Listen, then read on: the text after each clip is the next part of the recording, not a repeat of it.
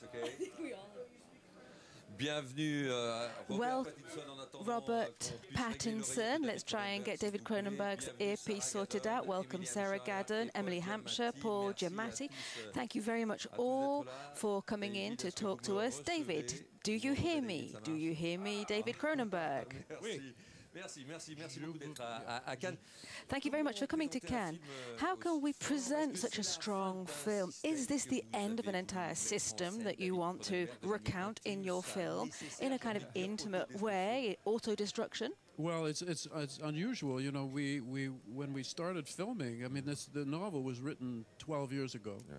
And yet, when we were filming riots in the streets of New York against capitalism, and the Occupy Wall Street movement was happening in the newspapers that evening. You know, so it was strange that we weren't thinking we were making a movie, a prophecy, when we started to make the movie, but suddenly that was the case. And whether it's really the end of the system or not, we know that something monumental is happening, and for some reason our movie is capturing the moment. It suddenly became like a documentary instead of a fiction film. Yeah.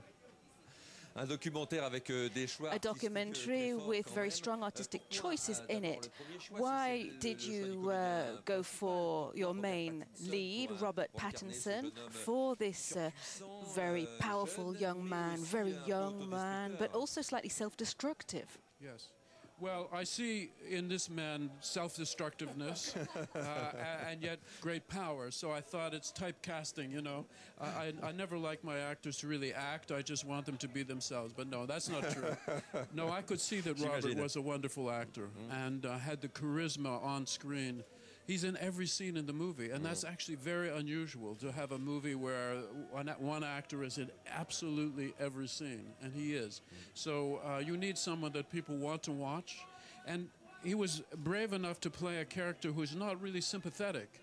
I need someone who is not afraid to play that kind of role, and some actors don't want to play that, and he was not afraid. Were you? Were you afraid of doing that, or were you not afraid of doing that? If you could use the microphone, please. Yeah, I don't know. I mean, I've heard you say that he's unsympathetic numerous times now, and I was thinking, I never saw him as unsympathetic. I was thinking, no, I mean, it was the easiest decision to make to do a job that I've ever done since I started acting. I mean, basically, if David said at any time, you know, do you want to do a film? I'm not going to tell you what the script is or the story. I would have done it anyway. So, but then when you read the script as well, it was kind of it was so perfectly balanced, and the lyricism of it seemed really fresh, and it seemed different to everything else I'd read, and it was, yeah, it was a very lucky set of coincidences.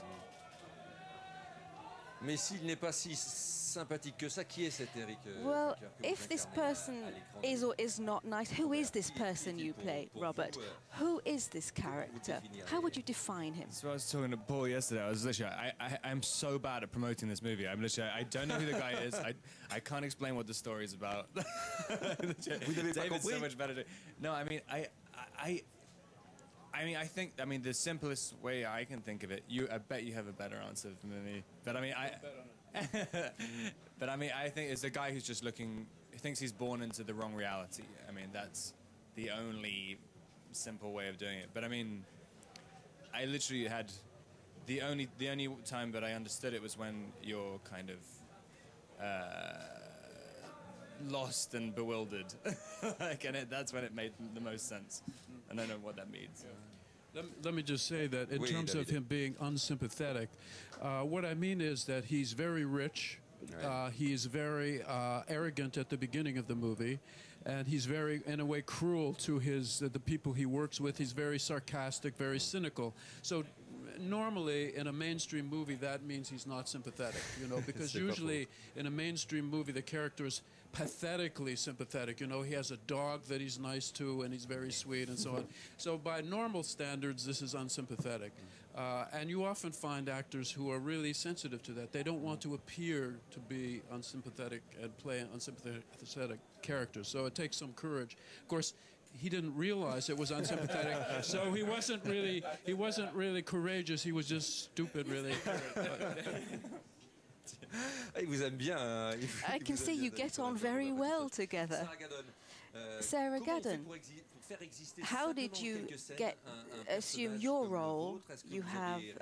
Did you practice a lot? Did you rehearse a lot with Robert? Did you meet ahead of the filming? Or did you talk with David? How did you approach your role? Please use the microphone.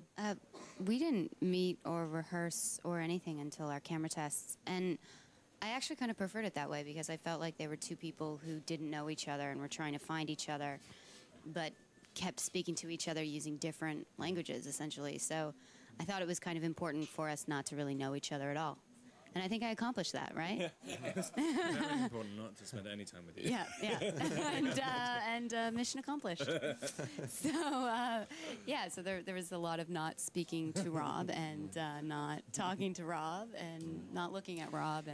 Mais vous avez parlé avec David Cronenberg? Did you talk with David Cronenberg about the role? We had a really brief discussion about the role, and then too brief, or... Basically, I'm very lazy, you know, and I like my actors to come to the set and just be great. And then I don't have to say anything but action and cut. And so Sarah knew this from working with me on A Dangerous Method. Rob didn't know that, but he managed anyway. And so really, you know, a good actor will have a really strong idea of what the role is. And if it's wonderful, and I think both of them came to the movie, you know, there are many ways of knowing, understanding a character. It's not always an intellectual understanding. It's usually a visceral understanding. And I think in both cases they had that, you know. And so they were both wonderful right from the beginning, I must say. Well, all three, actually. Or four. Ouais. Well, Paul was a bit of a problem. But, you know, with some beatings and some sensory deprivation, he became a good actor. David Cronenberg parlait de David Cronenberg, you've been talking about a visceral approach to your character.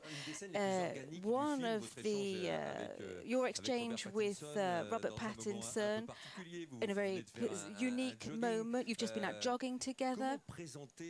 How did you present your Emily Hampshire? How did you fit your character into this capitalistic world, which is serving the interests of someone such as Robert Pattinson's role? With the mic, please. I think it was, I mean, I know that David says he doesn't like to direct his actors and stuff, but the one piece of direction I think I remember getting was that you showed us the position and how Robert would get a prostate exam in my scene. So I just followed that direction, and I really didn't have to do anything but watch. Vous avez regardé. Paul Giamatti, comment vous Paul présentez-vous? Giamatti, you are the regulator that we really need in this capitalistic world which has gone crazy. Is that how we define your role? Absolutely, that's right. I'm the only sane man in this movie. I'm very sympathetic in this movie, I think. I'm the only decent, kind human being in the movie in some ways. I guess I do. I am sort of representative of everybody else who's not him in the movie, which is everybody in the world. Yeah. Et c'est comme avec les autres, David Cronenberg ne vous a pratiquement rien dit avant did le David tournage. Cronenberg say anything to you? Very much like the others, he didn't say very much. He expected you just to adapt to the role when you were on set? Yes, I guess, as he said, he just wants his actors to be who they are in the movie. So I just came up and I just pretended to be myself in this movie. No, he didn't say much. The only thing he said to me was, "Don't read the book," actually, which was very useful, actually, for me, because I think if I had, I read it afterwards, but I think if I had, it would have actually confused me. But it was, I liked the fact that he kind of let us be lost and alone a little bit in it, you know, and find your way in it, which was great. Yeah. C'est intéressant, travailler à blanc. Interesting to work like that. David Cronenberg, is this a political film? I think I read somewhere that you'd like Karl Marx to have seen your film. What do you think he would have thought about your film? With the mic. I think Carl would have loved the movie. He would have been surprised to see that it was in color, though, because I think he died before color came in. But yes, I mean, there is a quote within the movie. It is, a specter is haunting the world, the specter of capitalism. That's from the book, and it's in our movie. And that is a reference to Karl Marx's Communist Manifesto, which was a specter is haunting Europe, the specter of communism.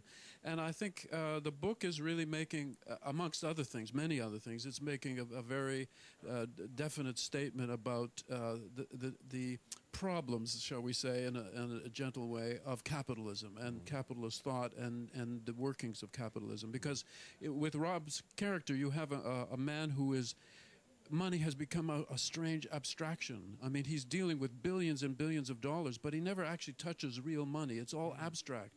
He produces nothing, but he's very rich. And so these are problems we now see with the Occupy Wall Street movement and so on, that people are beginning to see that capitalism is not necessarily the solution to all the world's problems, which it has been proposed actually by some Americans, you know. There was a book called The End of History, by which it was meant capitalism has triumphed over all the other forms of government, and now we're happy because we're all happy capitalists. Well, we can see that we're not so happy. Indeed, we're not all so happy as that, David Cronenberg, although we are delighted to see your film in Cannes here today. Thank you very much, David, Robert Pattinson, Sarah Gadon, Paul Giamatti, Emily Hampshire. Thank you so very much, all five, for coming in. Enjoy the festival.